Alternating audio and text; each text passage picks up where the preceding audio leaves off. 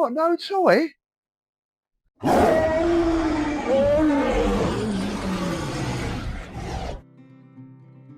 you remember a time when you'd open up a new box of cereal and rummage around inside looking for that hidden toy? Well, do you know it's been around 20 years since toys disappeared from our cereal packets? That means an entire 2 generations or so of children have never experienced the excitement of finding a toy in their cereal box. Welcome to Created by the Butler, where everything is hand-picked for collectors. I'm Stephen, and you're being served by the Butler. And today, we're going to dive into the archives to find out the history behind the cereal toys and what happened to them.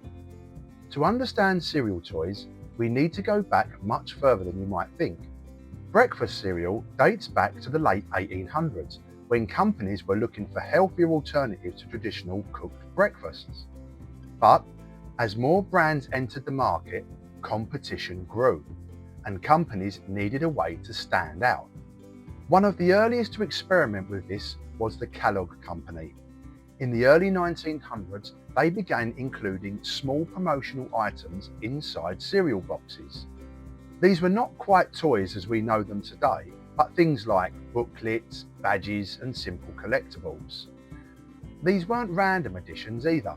They were part of a strategy. Make breakfast more engaging, especially for children. And you know what? It worked, because now opening a cereal box wasn't just about pouring a bowl, it was about discovering what was inside. As we move into the 20th century, cereal toys began to evolve, and companies realised something important.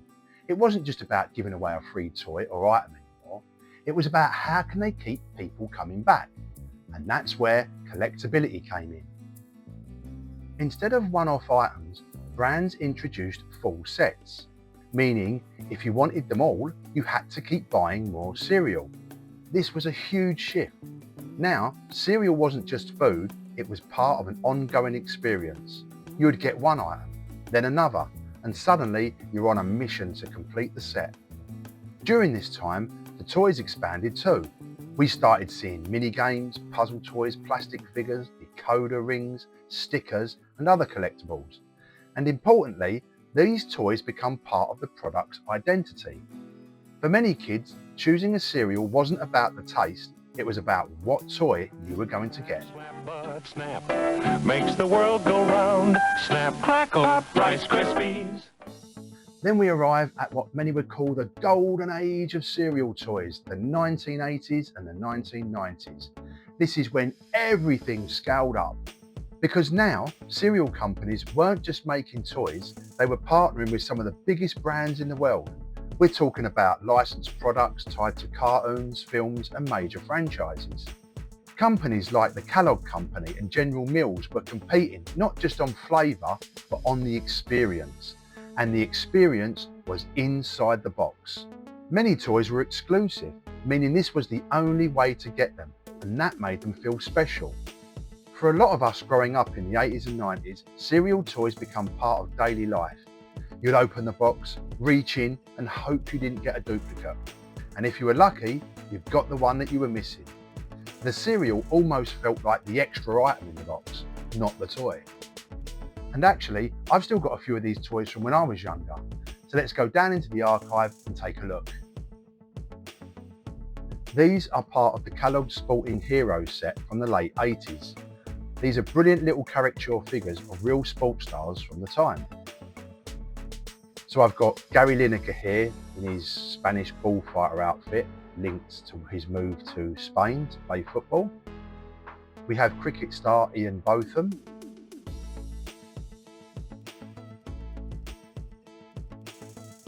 We have the darts player Eric Bristow, complete with his pint of beer, something that's probably not allowed now. Back in those times, darts players were known for drinking their pints of beer whilst in a darts match.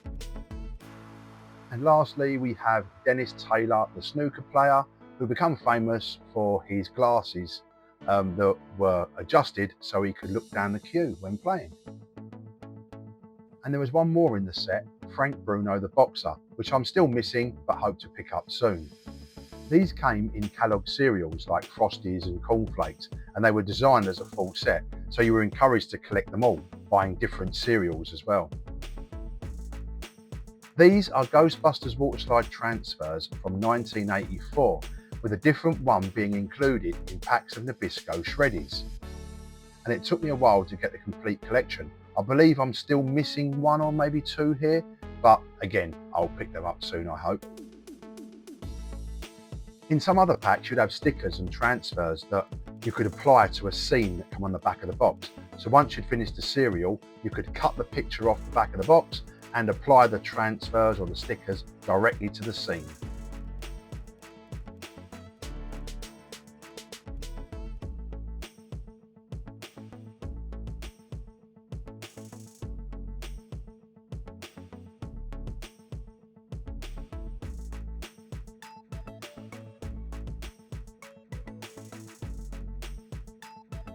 And this one's a little handheld game from Cocoa Pops, which at the time felt like getting something really special in the box.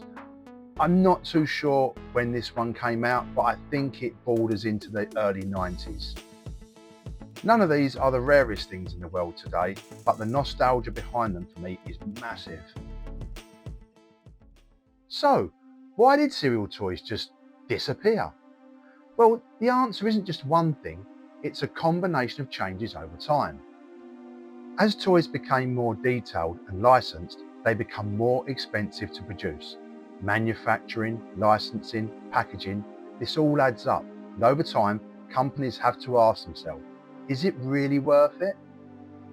Safety regulations also become stricter. Many cereal toys were small plastic items, and that raised concerns about choking hazards. But alongside safety, there was another shift happening, and that was around health and marketing to children.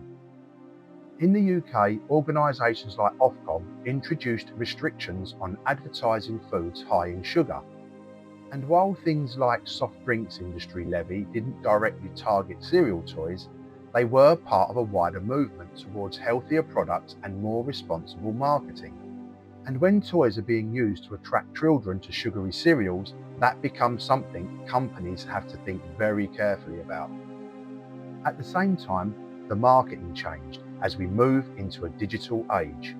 Instead of physical toys, brands began offering digital experiences, online games, codes, competitions. The engagement moved from something that was in the box to something on a screen. And finally, the audience has changed. Kids now have more entertainment options than ever before. Video games, the internet, mobile devices, and a small toy in a cereal box just doesn't compete in the same way for anyone anymore. But for collectors, cereal toys are more than just small plastic items, they're memories. These were the first blind boxes with cereal as a bonus. The excitement of opening something unexpected, little exclusive collectibles of our favourite and most popular shows and movies at the time. And today, those toys have become part of pop culture history. So while cereal toys disappeared from our breakfasts, the nostalgia that they bring definitely doesn't mean they've disappeared from our collecting. Let me know in the comments below what your favourite memories of collecting cereal toys were as a child. And join me in the next video as we take a look at the top 10 cereal toys that I remember getting as a child. Remember to like, comment and subscribe. Thanks for watching. You've been served by the Butler.